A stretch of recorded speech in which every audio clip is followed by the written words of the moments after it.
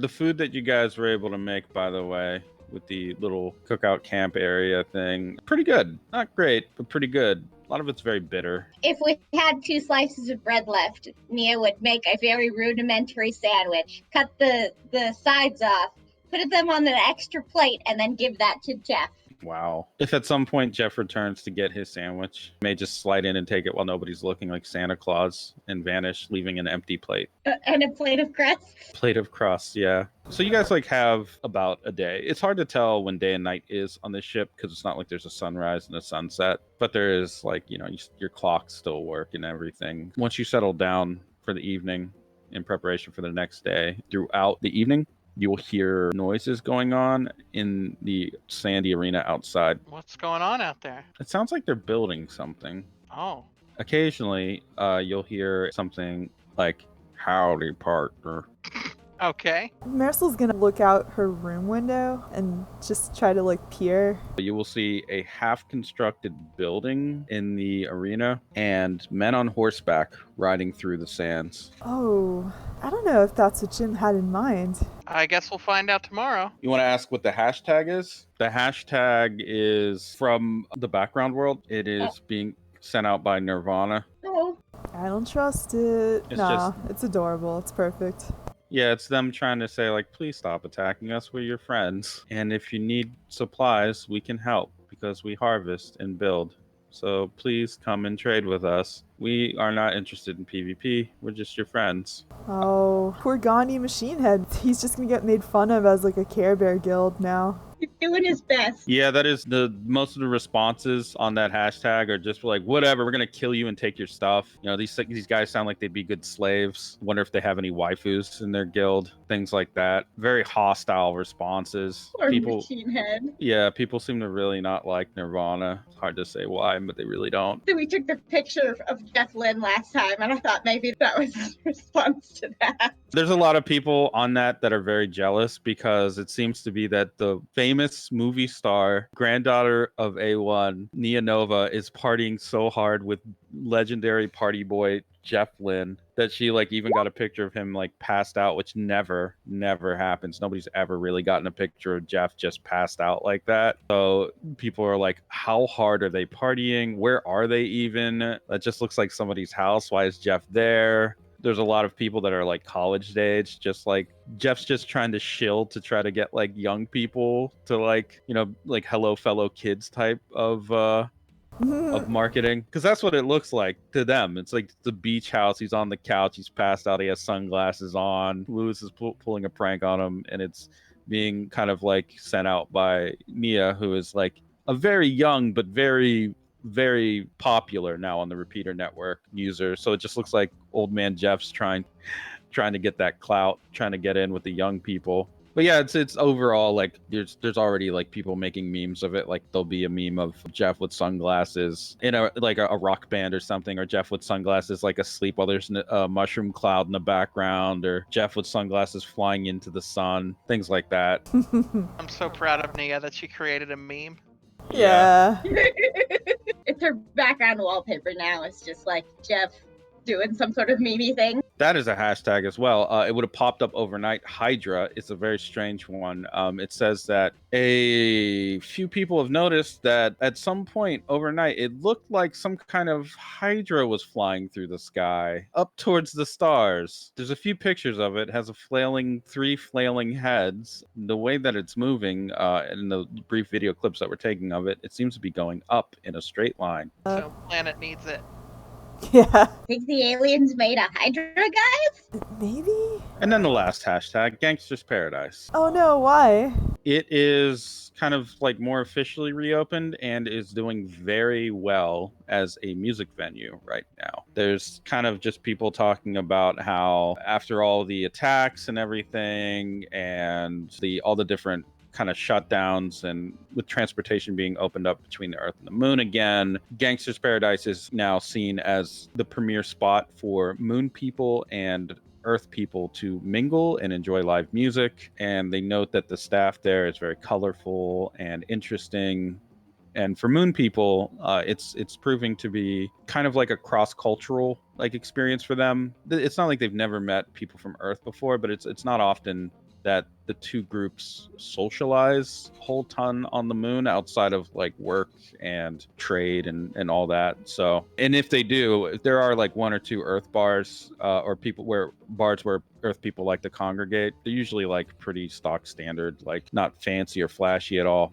Gangster's Paradise is proving to be the first kind of upscale Earth experience that moon people have been able to have regarding like Earth culture. So Gangster's Paradise is becoming quite popular. There is like occasionally a mention of Miss B, mostly somebody just saying like, I wonder if she's single.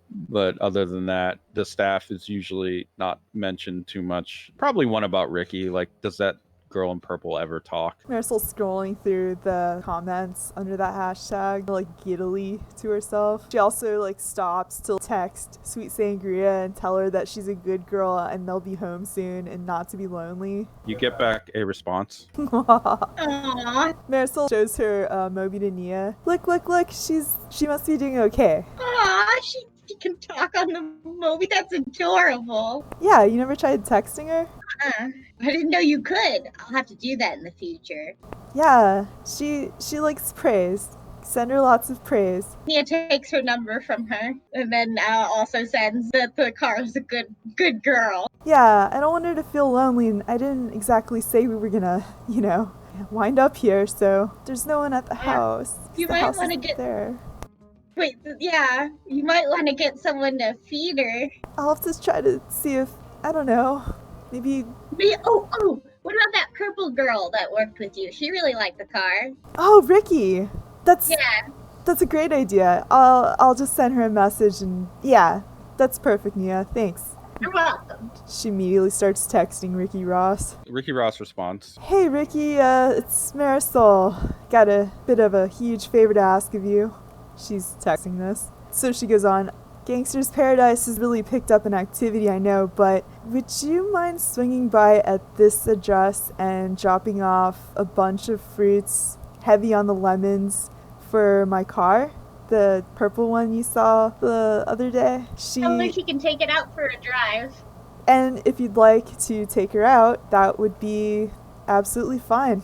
Just be, she's very hardy, so it's hard to damage her. And you know what, honestly, if you could just probably keep an eye on her until we get back, that would be appreciated too. And then Marisol waits on the response and just kind of like looks pretty happy with this. Like, yeah, this is a good idea, Nia. It comes back fairly quickly.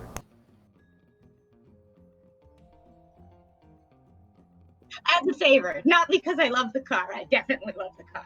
Marisol responds back that she'll owe her one and appreciates it. As for what the robots are doing, a brief view of the Cadillac Ranch shows that they have constructed a primitive idol to Marisol. So there are some that are just walking around it in a circle, lifting and lowering torches. And then as they leave their torch circle, they are walking over towards an effigy of Lewis that they are just pummeling with hammers and sticks and throwing their torches at. Wow, that's really weird. That's gonna be a weird thing to come back to. I do want to say her entire stay there, Marisol did nothing but aside from training with her whip, probably with protective gear on and just a gate chain for practice at the start. She just basically mommed the hell out of all the robots she could, try to get to know them and stuff. Yeah, you actually do get a phone call, Marisol, from a familiar number. It seems to be from the Cadillac Ranch. Oh, that's weird. She taps Lewis and shows her the movie before answering. He just looks at it and says, "Don't pick up." Why not? It's probably who knows who it could be. All right, I warned you. Yeah, whatever. You're just mad you're not getting a phone call. If you answer it, there's a voice on the other line, kind of immediately. It just says, "I am Marisol Zopalote." Oh my god. So you're not Lewis Clark anymore? Wait, you are. Wait a second. No, I am not Lewis Clark. I have never been Lewis Clark. I do not like baseball. I am Marisol Zopalote. I like basketball. Oh my god. We're gonna have a talk when I see you again, alright? You need to be your own little guy, at your core. I am from Earth and I am a warrior.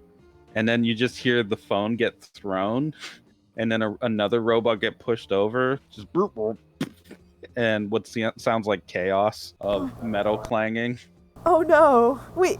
Oh god, he can't hear me because he threw the phone. God, Seems like there's trouble at the ranch. If it's not like on fire when we get back, I will be very surprised. Who gave them torches? Who taught them how to make fire? There is The oven? something. Yeah, there is at the Cadillac Ranch something in the background as all this is happening, sort of in the shadows. A very large, broad robot with red glowing eyes and big hands, where it's like steepling its fingers, watching this all happen. Just sinister and in the background, yeah, as if it were all going according to plan. some of these robots are too smart for their own good.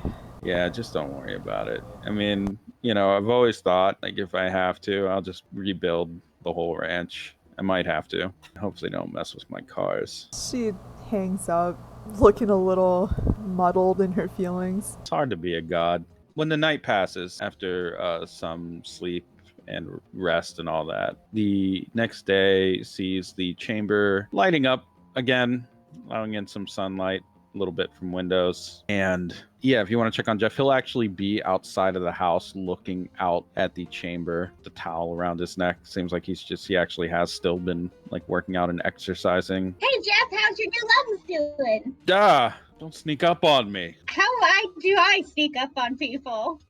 Have you met me? I have. I wish I could say otherwise.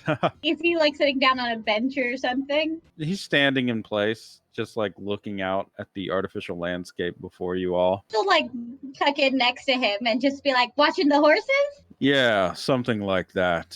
I'm not sure what's happening, but it looks like they've built something. Something sinister. Oh, do you want to know what it is? Kind of. Because I know. Oh, what is it? Jim challenged them to horseback riding. He stares out into the distance as the dusty sands begin to clear up and reveal what it was that was being built out there. It looks like the beginnings of a track that go beneath the ground and a saloon. Oh, they took it on a completely different wavelength of them, Jim. And Jania's just cracking up. Huh. I happen to notice something else. There were What's up? cowboys? I guess we weren't specific that Jim is more, nighty, but I guess they still consume some human media, so this is what you get. All I know is if any of those cowboys come over here, try to start any trouble, I'll show them what it's like to be a future man against their primitive cowboy ways. Not a problem for Jeff Lynne. We're civilized now. That old earth trash cowboy culture can just shove it. Thea tilts her head a little and just like, just offer them like whiskey or something. Except they're robots, so I guess they don't eat. I hate cowboys, Nia. Why? Why do you think? You have that stupid earth swagger. Oh, look at us. We're from the little hard pan. Oh, we're from this or that Midwest, California gold rush, blah, blah, blah. Nonsense. But I think wearing a cowboy hat could be fun. Plus, the way they talk reminds me of Halloween Jack. Oh, so it's just like bad memories then. Just bad associations, earth scum. Oh, come on, Can't it could wait. be fun. See about that. Come on, imagine me in a little cowboy hat. He just kind of stares at you for a moment. Okay, I've imagined it. Isn't it awesome? It looks very silly. Oh no, isn't that great? I guess if it depends on what you're doing. For you, I think it fits, actually, considering how much of a rodeo clown you are. Nia nods a lot. Yeah, that could be fun.